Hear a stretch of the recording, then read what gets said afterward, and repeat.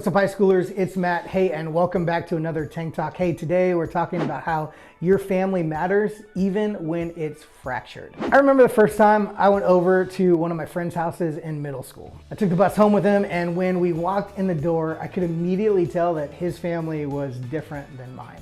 To start, his mom had warm cookies waiting for us. My friend had two older sisters, and him and his sisters and his mom and I sat around the table and ate cookies and talked about our day. His whole family listened to each other and seemed to actually like being around each other in a way that I had never seen before. I had three brothers and two sisters, and we were always messing with each other. Heck, if I wasn't at my friend's house, I would probably be at home tying my youngest brother to a hockey goal and shooting pucks at him in the middle of the street. But as I sat at my friend's house, it was one of those first times that I remember thinking, not every family's like mine. And maybe my family isn't perfect. See, as kids, we tend to see our parents as superheroes and our families as being great, or at least being normal. But when something happens and it changes things, in that moment we realize that our family isn't perfect. Or maybe we realize that our family is broken. Some of you may have realized that a long time ago. In fact, some of your earliest memories might have to do with the pain because of your family. Others of you discovered that later. Maybe it was in middle school or early in your high school years, and then you realized that your family had some dysfunction.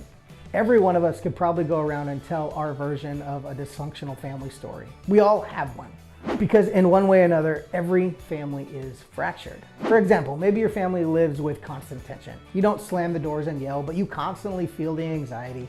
You feel it when your parents talk about money or their jobs. You feel it around your brothers and your stepsisters. You feel it when certain subjects come up that shouldn't cause conflict, but somehow they do, and it makes your house feel like a pretty stressful place to live. Or maybe for some of you, you've discovered that your family lives with secrets. You never really saw it when you were younger, but now you know. Maybe you've discovered some things that you wish you never did about a relationship or a legal problem or a bad decision. And now because of the secrets, you wonder if you can fully trust your family. And for a lot of you, your family has experienced a fracture of some sort. Maybe it was a divorce between your parents or a divorce after a remarriage. You thought once you got through the drama, things would be fine, but they're not. There's no new normal with your family, and now you wonder if family relationships are really worth the effort when they can possibly just go away. Regardless of your family's story, it's important to remember that every family is fractured. There is no pain like family pain. All of us know deep down that family should be better, and it should be happier and more forgiving. In our minds, most of us have an ideal family. It's the one that we wish we had, but we don't have an ideal family. We have a real family. And the distance between our ideal family and our real family can cause a lot of pain. And that's typical when you respond in one of two ways. We either count our family out or we count ourselves out. Because of that, we like to think that the tension, the secrets, and the fractures are written in permanent marker, while you and your family are written in dry erase and can easily be counted out. Maybe you count your family out because after your parents divorced, you thought they lost authority in your life, and so you stopped respecting them. Or you decided that your stepmom isn't a good role model, and so you're not going to listen to her. Or you decided to shut out one of your siblings because of something that they did. Whatever the reason, we use our family members' mistakes as a reason or an excuse to not listen to them or include them in our lives. We say things like, I don't have to listen or be in a relationship with you because of what you did or didn't do. Or we count ourselves out. Maybe we don't say it out loud, but we give up on our families. For example, we might isolate ourselves. We might stay in our rooms when we're home. We think, I'm done with my dad not showing up. I'm done with my mom nagging me. My family feels like a bunch of hypocrites, so I'm done. I'm going to count down the days until I'm out of here and I never have to come back. All of us have probably felt the pull of wanting to pull away from our family. And we probably know it's not the best idea, but what's the alternative? What else are we supposed to do? Shouldn't our parents be the ones trying to fix this and not us? Well, what if I told you that there's one idea that you may have never considered that could change the way that you see your family forever? And that's what we're going to talk about today. Here's the good news. God has a long history of working with dysfunctional families. There are a lot of them recorded in the Bible. And God has never written off anybody because of the family that they came from. One of the most famous people in the Bible is a man named Abraham. God promised Abraham that his family would form a great nation, and eventually a savior named Jesus would come from that family line. But before a great nation was formed, Abraham had to have at least one kid, and he had a son named Isaac. And then Isaac eventually had two sons, Esau and Jacob, and so the family drama began. Jacob and Esau couldn't have been any more different. Esau was the older brother. He was a hunter and a warrior and a man of action. Jacob, on the other hand, was more of an artist. He was a thinker and a poet, and he also was a bit of a liar and a con artist. And so the stage was set for some good old-fashioned family tension. As the oldest brother, Esau was guaranteed to inherit a birthright according to the customs of the time. He would receive special privileges that other children wouldn't get. He would receive double the amount of money. He would become the leader of the entire family tribe when his dad passed away. And maybe the biggest deal of all, he would get a blessing from his father, which also meant that he had been blessed by God. So needless to say, birthrights were a big deal. But one day, Esau was out hunting, and when he arrived home, he was hungry. And in that moment, you're ready to maybe crush an entire large pizza by yourself. He comes home and smells Jacob cooking. He asks his little bro for a bowl of soup, and that's when things go sideways. Check out the account in Genesis chapter 25. The boys grew up, and Esau became a skillful hunter, a man of the open country. While Jacob was content to stay at home among the tents, Isaac, who had a taste for wild game, loved Esau. But Rebekah loved Jacob. Once, when Jacob was cooking some stew, Esau came in from the open country, famished. He said to Jacob, "Quick, let me have some of that red stew. I'm famished."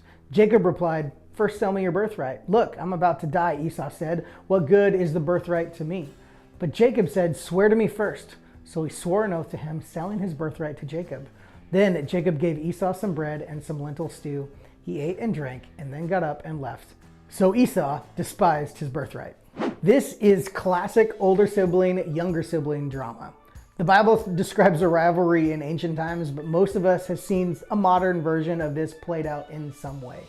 Yes, family dysfunction has always been a thing.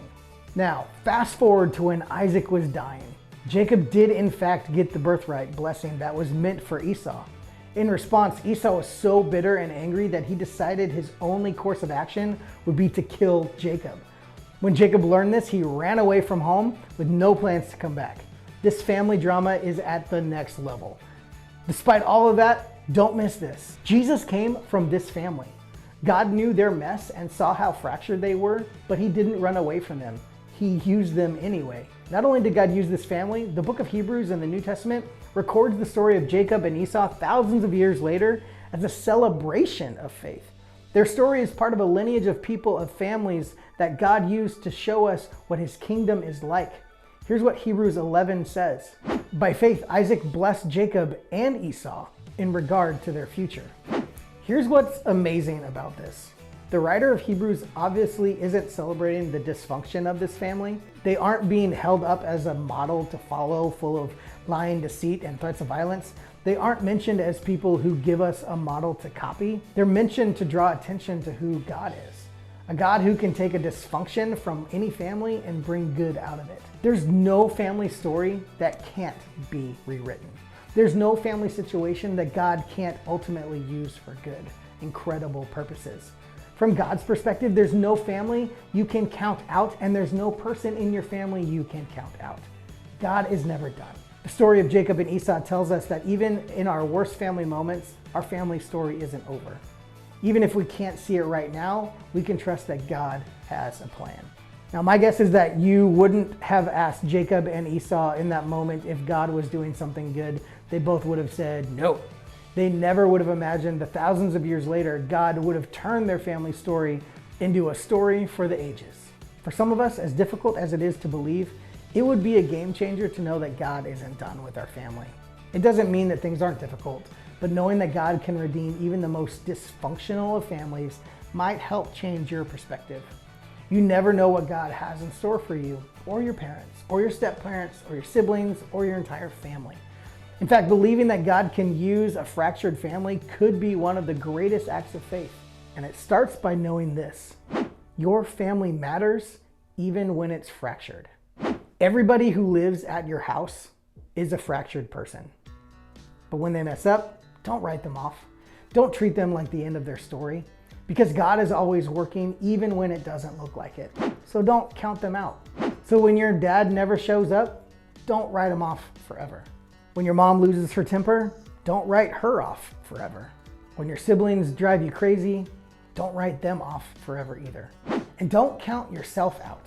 You don't know what's going to happen next, so don't check out just yet. When the chaos in your family feels like too much, don't isolate. When the arguing feels constant, don't run away. And if you need to step away to keep yourself safe, do it. I'm not saying stay in dangerous situations or in a situation that's hurting you physically or mentally. There are times you'll need to take a breather from time to time. Here's what I'm getting at. There's a big difference between dangerous and annoying. And there are also times you'll be tempted to ignore, walk away, or isolate when you're not in danger. You're just aggravated or annoyed. In those moments, challenge yourself to hang in there, to keep talking, to act like the people in the room matter to you because you know that they do. And if you count yourself out, you may miss out on being a part of an incredible story that God is writing in your family. Redeeming and fixing things that are broken is what God does best. He takes the dysfunction and he uses it for good. Because even though a broken family is never God's plan, taking broken things and pulling good out of them is what God specializes in. So take heart and have faith in what God can do. What if today we all treated our family like they mattered, even though it was fractured? What would change if instead of thinking of ourselves and our families as written in dry erase, we thought of our families as permanent? What if we started believing that God could work even in our biggest dysfunctions? I know it seems impossible, and that's why we have small groups, to give each other an idea of how to practically implement them in your own homes. So as you get in your small groups this week and you do your fun stuff, remember that God hasn't given up on your family, and you don't have to either. And you can talk about that with people that you trust. Thanks for hanging with us. We'll see you next week.